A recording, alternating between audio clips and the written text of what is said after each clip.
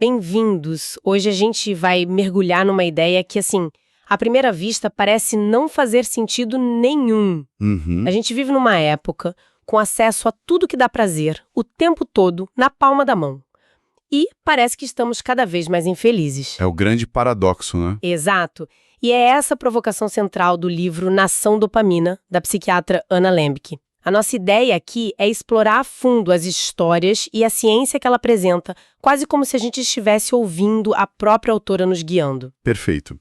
E o ponto de partida dela é genial de tão simples.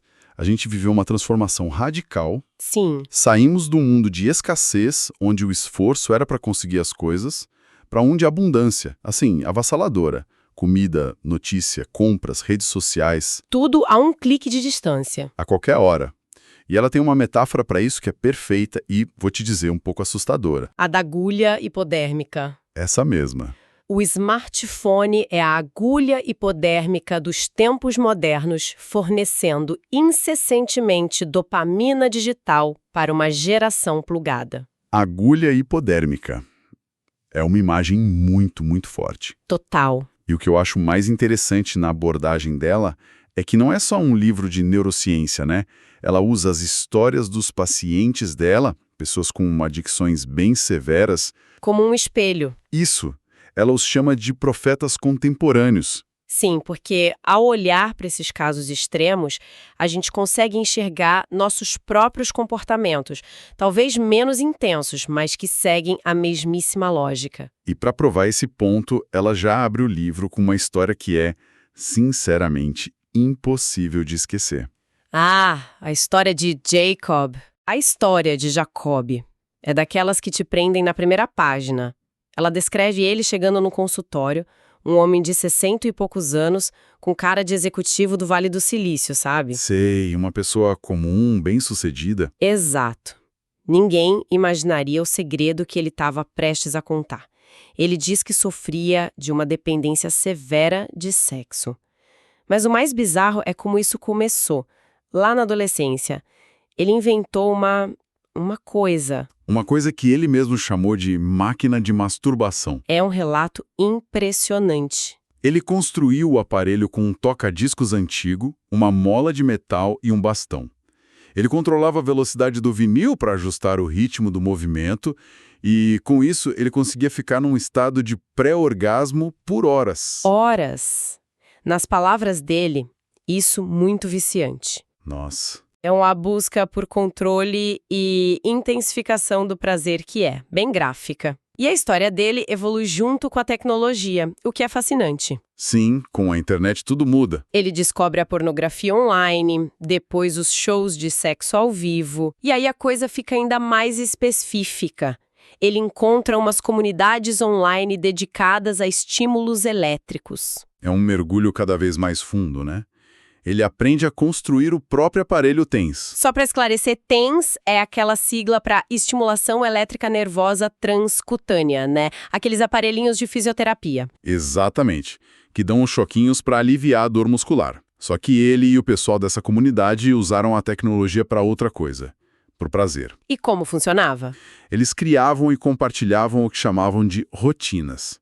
Eram programas de computador que sincronizavam os pulsos elétricos do aparelho com as cenas de um vídeo pornô. Peraí, a pessoa sentia no corpo que estava assistindo. Exatamente. É quase uma realidade virtual do sexo. Absurdo. E quando você lê isso, a primeira reação é: nossa, que caso extremo, isso não tem nada a ver comigo. Mas aí vem a virada genial da autora. A confissão dela. Logo depois de contar a história de Jacob, ela faz uma confissão. E é essa confissão que conecta tudo. Ela admite ter tido a própria ligação insalubre com romances eróticos baratos. Começou de forma inocente com Crepúsculo. E depois, com a chegada do Kindle, que permite comprar e ler de forma instantânea e privada, a coisa, bem, saiu do controle. Ela descreve um comportamento totalmente compulsivo. Lia escondida, sacrificava o sono, não interagia com a família. E o mais chocante, que ela confessa ler entre as sessões com os pacientes. Sim. Ela diz que nem se importava mais com a qualidade da história. Ela só queria a dose, aquele clímax de tensão sexual e passava as páginas freneticamente atrás disso. E é aí que ela amarra tudo com a frase que define o capítulo. De certa maneira, estamos todos envolvidos em nossas próprias máquinas masturbatórias. É uma frase tanto. Pode não ser a mesma tecnologia, mas a lógica é a mesma. Seja rolar o feed do Instagram, fazer compras online sem precisar, ou ficar em grupos de fofoca. Todos temos comportamentos que nos dão um prazer imediato, mas que depois a gente lamenta. Exato. O que nos leva à definição de adicção do livro, que é bem mais ampla do que a gente pensa. Não é só sobre drogas ilegais. De forma alguma, a definição dela é o consumo contínuo e compulsivo de uma substância ou comportamento, apesar dos danos evidentes. As histórias de Jacob e dela servem para mostrar que essa linha é muito mais tênue do que a gente gosta de admitir. Então, esse é um lado da moeda, a busca por prazer. Mas o livro argumenta que a nossa fuga desesperada do outro lado, da dor, é igualmente problemática. Com certeza. E o caso que ilustra isso perfeitamente é o de David. O David, um estudante universitário de 20 anos, inteligente, mas com dificuldades. Ele vai no serviço de saúde da faculdade, reclamando de ansiedade social, notas baixas. E depois de uma consulta super rápida, ele sai de lá com 2 diagnósticos: TDA e transtorno de ansiedade generalizada. E o tratamento proposto é que é chocante. É só remédio. Só remédio. Nada de terapia, mudança de rotina, exercício, nada. Dão para ele paroxetina para ansiedade e anfetaminas, um estimulante potente para o TDA. A partir daí, é quase um roteiro de como se cria uma dependência. Totalmente. Ele começa a tomar o estimulante para estudar e, claro, funciona. Ele se concentra por horas. O problema é que logo ele percebe que não consegue mais estudar sem o remédio. A tolerância, a necessidade de doses cada vez maiores para o mesmo efeito. E ele desenvolve o que a autora chama de vida dupla. Aprende os truques para conseguir mais receitas, mente que perdeu os comprimidos. O arsenal químico dele só aumenta. No fim, ele tomava um coquetel para passar o dia. Adderall, um estimulante, para acordar. E à noite, Ambien e Ativan, sedativos, para conseguir dormir. E a justificativa dele resume a nossa cultura. Eu preciso disso para funcionar. A história do David não é só sobre medicação. Não mesmo. O sofrimento, a ansiedade, a dificuldade são vistos como bugs no sistema que precisam ser corrigidos com um patch químico. Totalmente.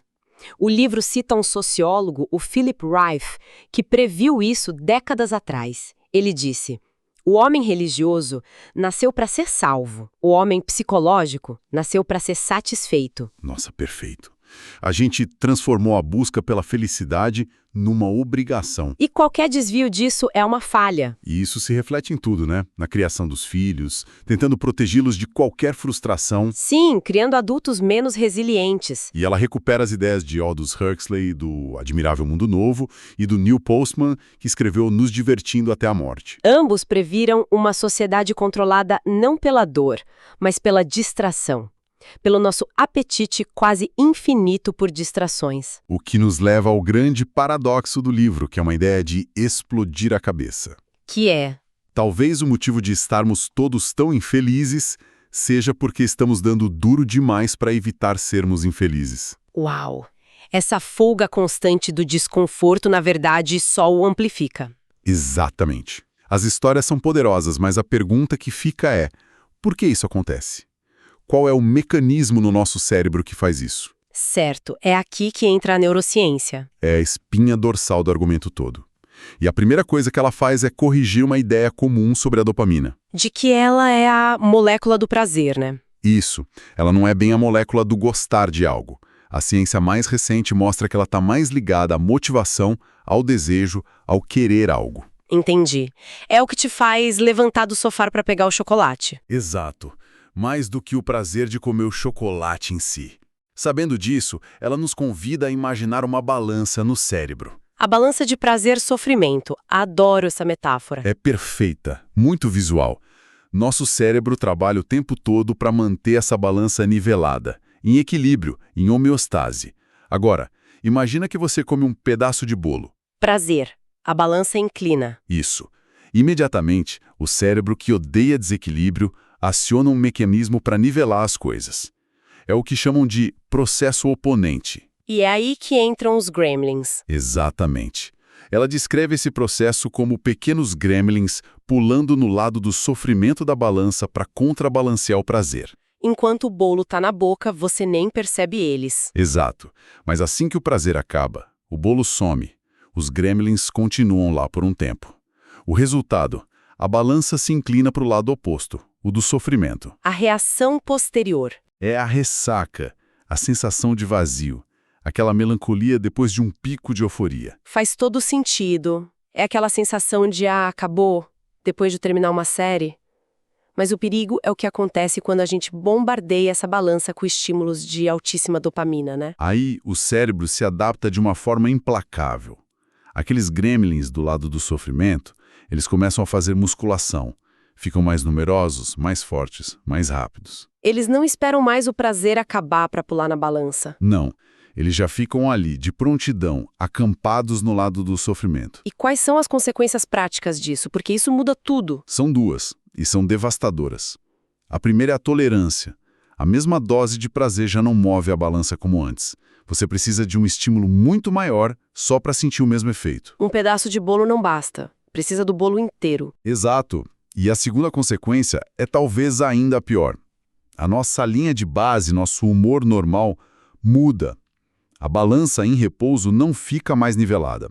Ela fica permanentemente inclinada para o lado do sofrimento. A gente passa a viver num estado de déficit crônico de dopamina. Precisamente. E isso leva ao resultado mais paradoxal de todos. O hedonismo, a busca pelo prazer, leva à anedonia. Que é a incapacidade de sentir prazer. Isso.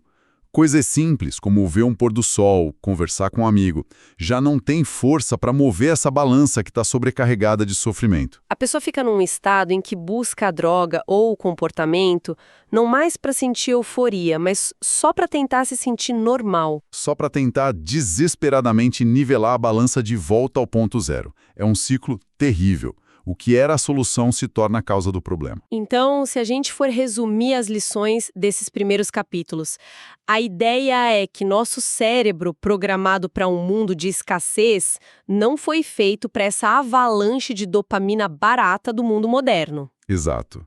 E por causa disso, nossas estratégias mais intuitivas para ser feliz, buscar o máximo de prazer e evitar toda a dor, estão, na verdade, nos aprisionando nesse ciclo de desejo e decepção. E inclinando nossa balança interna para um estado crônico de dor, o que nos deixa com uma reflexão final que é, no mínimo, provocadora. Isso mesmo.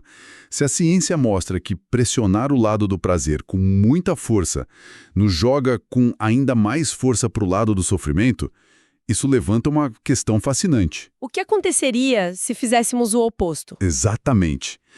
E se, de forma intencional, com moderação, a gente pressionasse o lado do sofrimento da balança? Nossa, que ideia! Inverteu o jogo. Pois é. Será que abraçar formas de desconforto saudável, um banho gelado, um exercício intenso, enfrentar uma tarefa difícil, poderia ser o segredo para reequilibrar nossa balança? Para redescobrir a alegria nas coisas simples? É uma ideia contraintuitiva para se ponderar.